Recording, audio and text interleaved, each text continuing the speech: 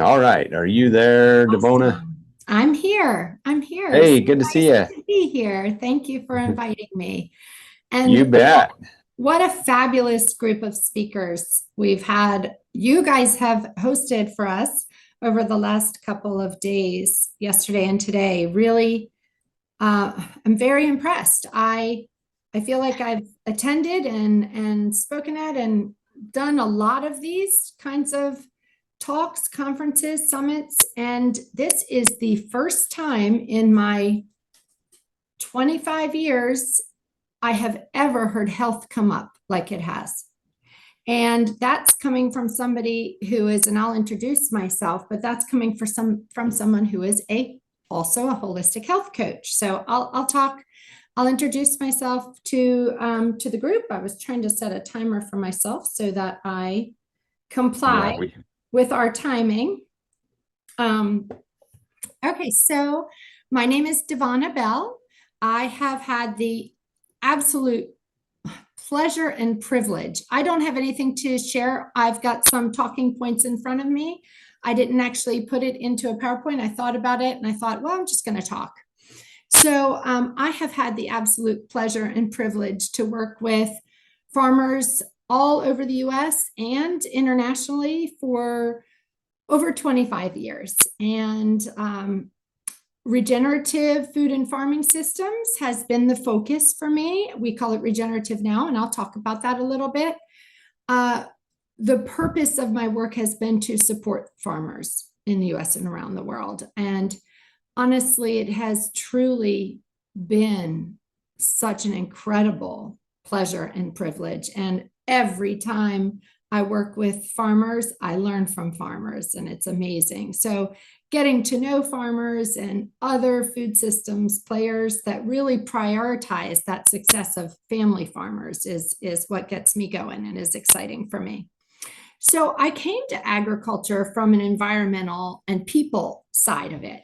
I I didn't I grew up outside of Washington, D.C., small suburb area in Maryland, where I grew up, where my grandmother lived, up what's called New Hampshire Boulevard, were all farms. And I used to, as a kid, go horseback riding, and we'd go to the farms, and they're all gone. They've been gone for a while. Everything is just house upon house upon house, and that really connected with me, and and it made an impact in my life. So really healthy people and a healthy planet require that healthy food, and we've been talking about that, and it's so important. And that means that the farmers need to make a good living so that it's economically feasible for them and economically sustainable.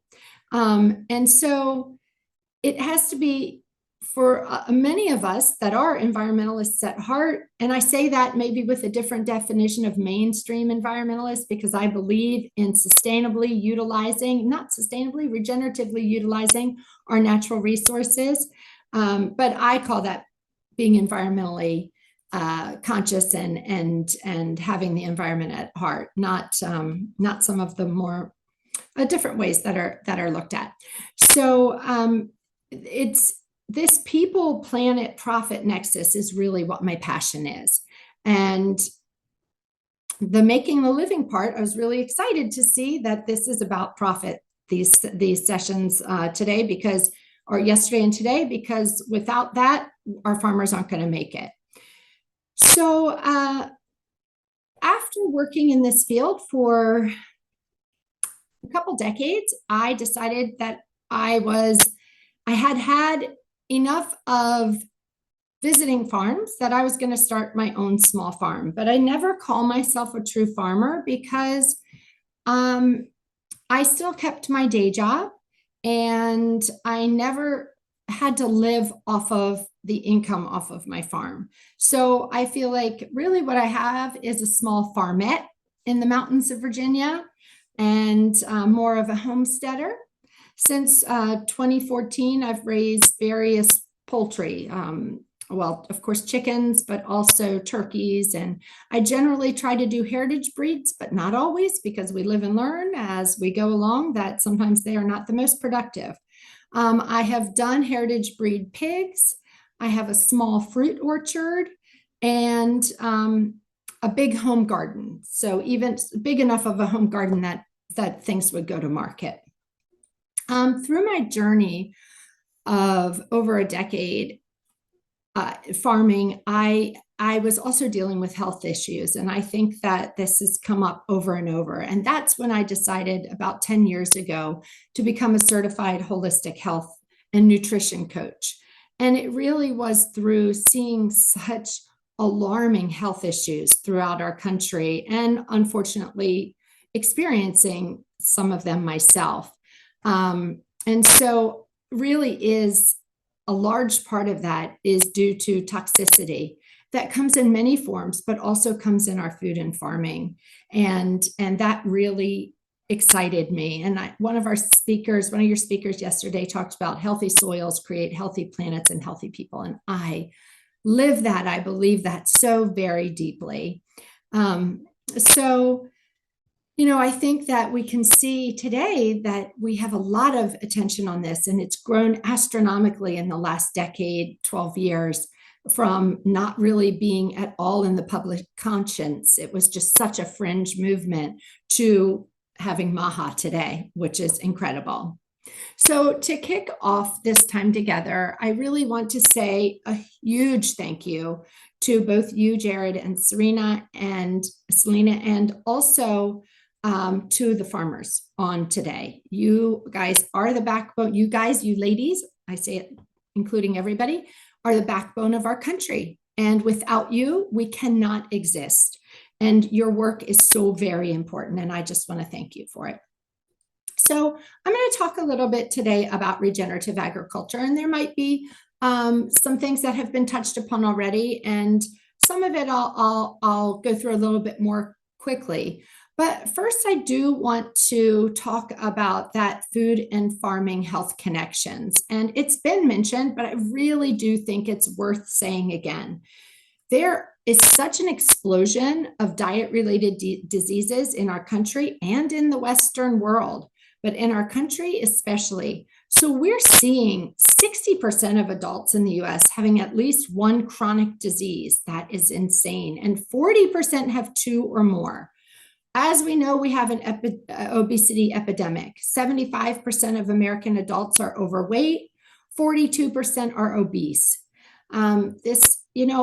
With age, after we've lived a few decades, a handful of decades, then we see that things weren't like this at one time. And what's very scary is then for the younger generations to come along and think, oh, this is the norm, but it is not.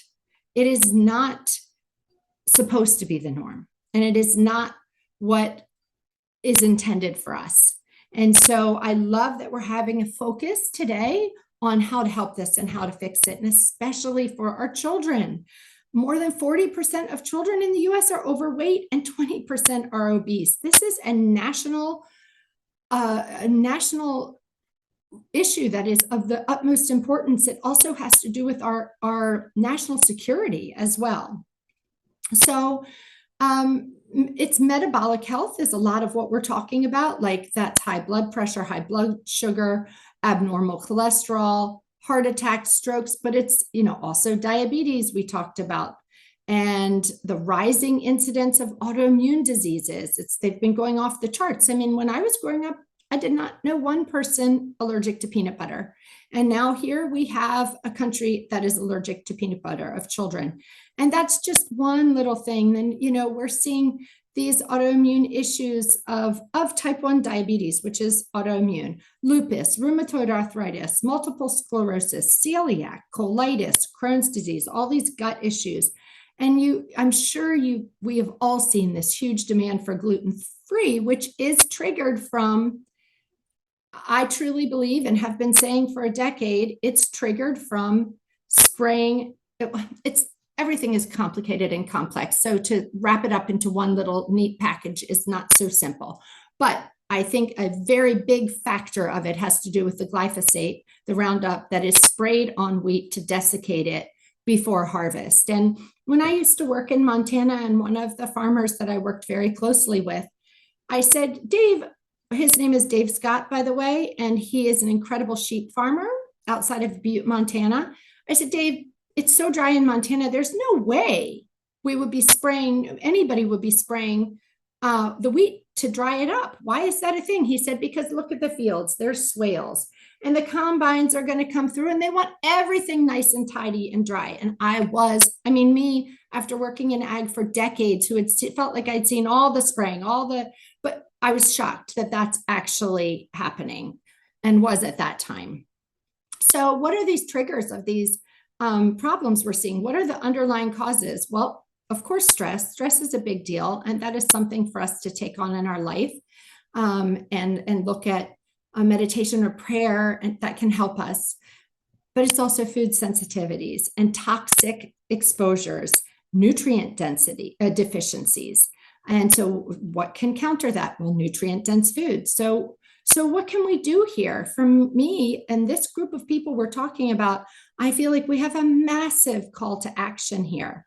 We want our children to be healthy. We want our families to be healthy. We want to be healthy. We want our communities to be healthy. And our farmers are the heroes of this, the absolute heroes. And this is also a massive economic impact on our entire country, where we have a huge, significant economic burden of chronic diseases, with nearly 90% of healthcare spending attributed to them. So that is just, that's very damaging to our country. So I'm going to shift now to regenerative. And what does it mean? This greatly varies on who is talking. And so in my opinion, regenerative came about from the dilution of certified organic, the dilution of organic. This would be with big ag organic, and how it is not aligning with organic's foundational values. In the marketplace, we're seeing a big dissatisfaction with organic. Many people see that USDA organic program has become less focused on soil health and has been compromised by large corporations. This leads consumers and farmers who prioritize soil health to seek alternatives. And so today and yesterday, we've been talking about regenerative agriculture. But the thing is about regenerative is that, and this is not a negative. I say this that we have big roads ahead of us where we have the power over this work, and we can make the changes that are needed. So there's different interpretations of regenerative, and it's influenced by business models and objectives and ideologies. So we all know Rodale, and the Rodale Institute is one of the pioneers of regenerative agriculture. And actually, they coined the term regenerative, but instead ended up using organic decades ago. So they're a big player, and they really are prefacing the type of regenerative that we're talking about here. Really prefacing soil health, biodiversity, reducing or eliminating synthetic chemicals, really reducing ag inputs, talking about animal welfare. And then there's also the Regenerative Organic Alliance, which is Rodale, Dr. Bronner's, and Patagonia.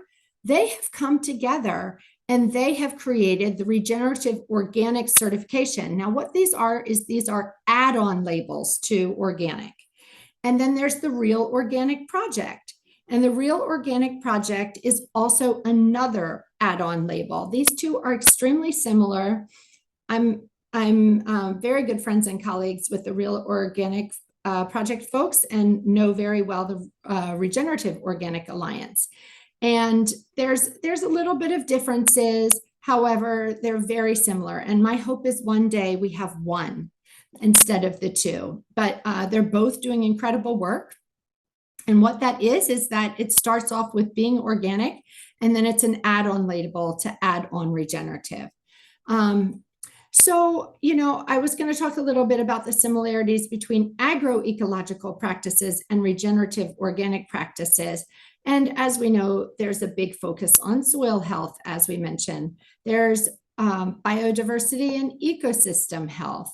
There's reducing dependence on or elimination of the synthetic chemicals. And there's really that holistic systems thinking. There's also integrating animals into our work. And we've heard a lot of these things. So I feel like I'm doing a recap for you guys. But maybe what we haven't talked so much about is how regenerative organic is different from mainstream organic. And I don't want to focus too much on this, but what we're seeing with people being very unhappy with mainstream organic today is because they feel like it has been sold out and no longer stands for those foundational values that existed when organic was established, back in the 70s. I believe it wasn't put under USDA until I think the 90s. But when it was established, the organic standards really aligned with what we look at as regenerative standards today. So there's a big focus with regenerative soil health as a central goal. We know this. But when you look at mainstream organic and it looks at very large scale operations of organic, we really find them often, we can't say everybody, but often overusing the allowable inputs. And so really it's not as much as a focus on regenerating that soil. And they also are having monocultures and they are often doing CAFO, confined animal operations. And so these things are really not aligned with the foundational values of organic and also of regenerative, as many of us see regenerative.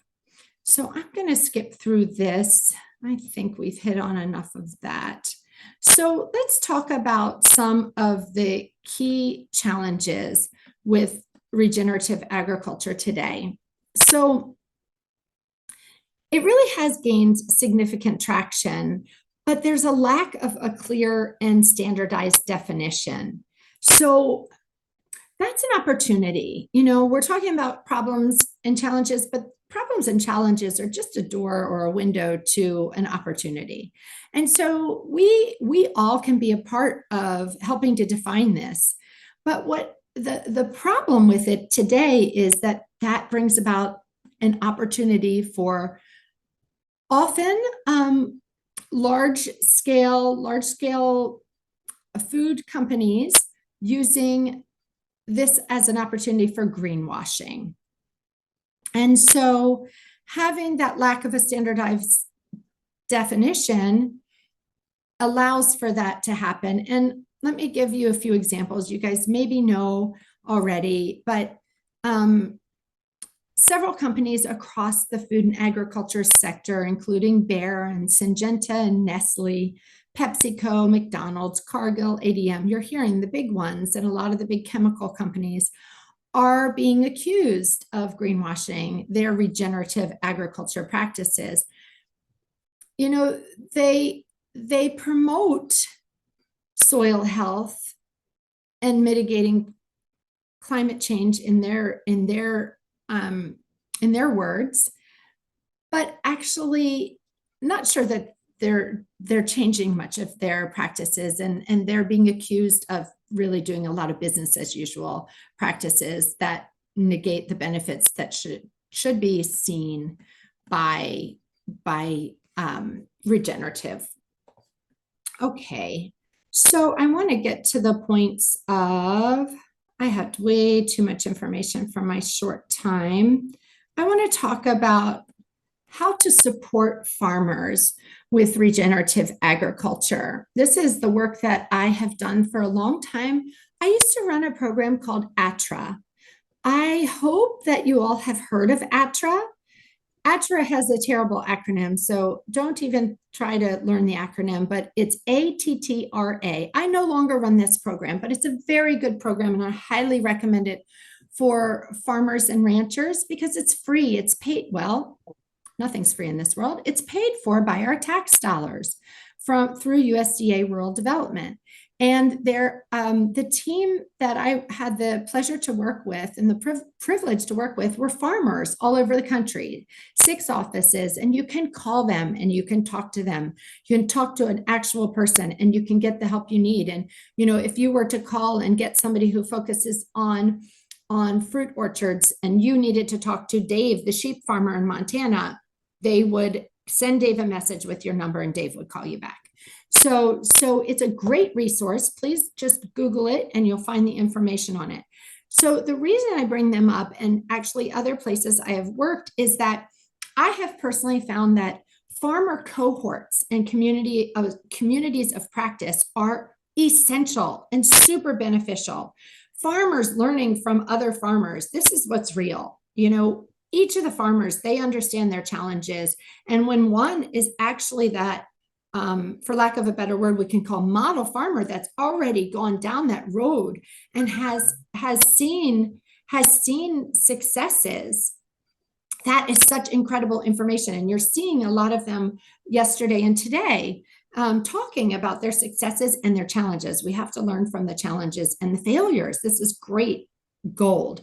And so having communities of practice of farmers to help other farmers make this transition from conventional to regenerative, and maybe regenerative to regenerative organic, who knows if that's the road that you want to go down, because that's the marketplace that you want to serve. That is super important. And so I think farmers also need to have help and tactics to reach markets that pay what is needed for farmers to be economically successful. So your products, a regenerative product, is a differentiated product. It is better than other products that are not using regenerative practices.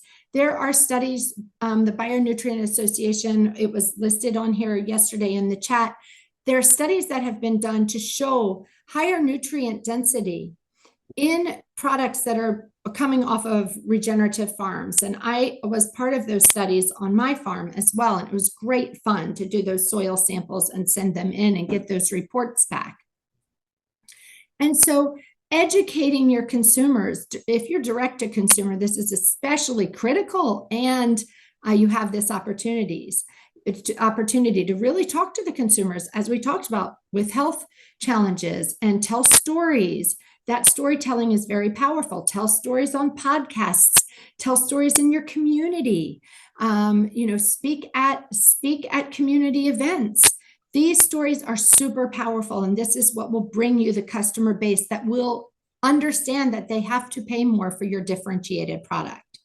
And another opportunity is to work with food hubs and local buyers that already get it and they want those products to market your differentiated products. And don't undersell yourself. You have to charge the higher prices to pay your bills. And well, you guys know this.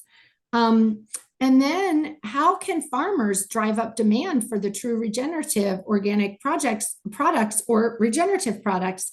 Well, that is what we've been talking about, the educating and inspiring consumers, that storytelling, the transparency, the highlighting the health benefits, and also hit on the eco and the climate messaging. I know I'm repeating myself here, but these are really critical points. Leverage certifications and trust signals if you are not direct to consumer. Those are going to be critical for consumers that aren't able to know you. We talked about build those premium and direct to consumer markets. When you're doing direct to consumer, there's a lot of the health coaches that are popping up nowadays. Like I have done, I don't do much of it, but I have done, and I'm constantly recommending these farmers and these farmers and these farmers. So talk to those functional medicine doctors and their nutritionists and those health coaches and tell them about your products. Give them a sample if you feel like they're going to help you really open up those markets. So partner with the mission-aligned people and the brands and retailers. And really important is to engage in that public policy and awareness campaigns when we have the opportunity. And so those are the big messages I wanted to get to you guys. I went about 5 minutes over what I wanted to. But those are the messages that I felt like would resonate and wanted to share and would love to answer any questions, or you can also reach out to me anytime on LinkedIn. I'm pretty active on there, so I will be sure to respond.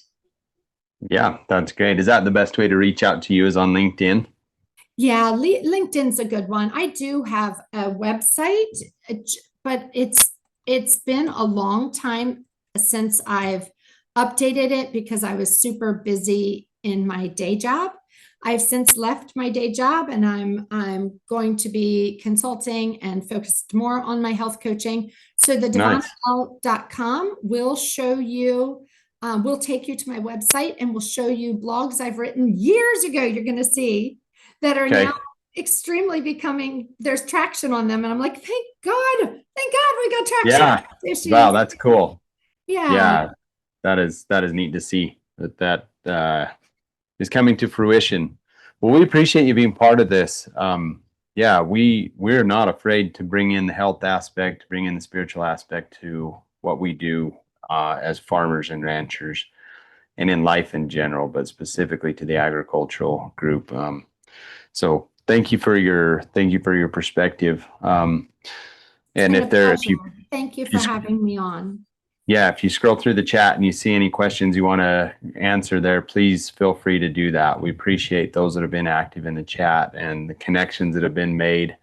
That's my hope, is that through this, yeah, there's going to be some expert speakers. Lena and I are here as the guides, but you guys connect with each other. And I've seen that happen where, business deals happen, friendships happen, masterminds and connections happen because we're at the same place at the same time. Yeah, exactly. So I have a quick question for you two, for Jared and yes. Selena.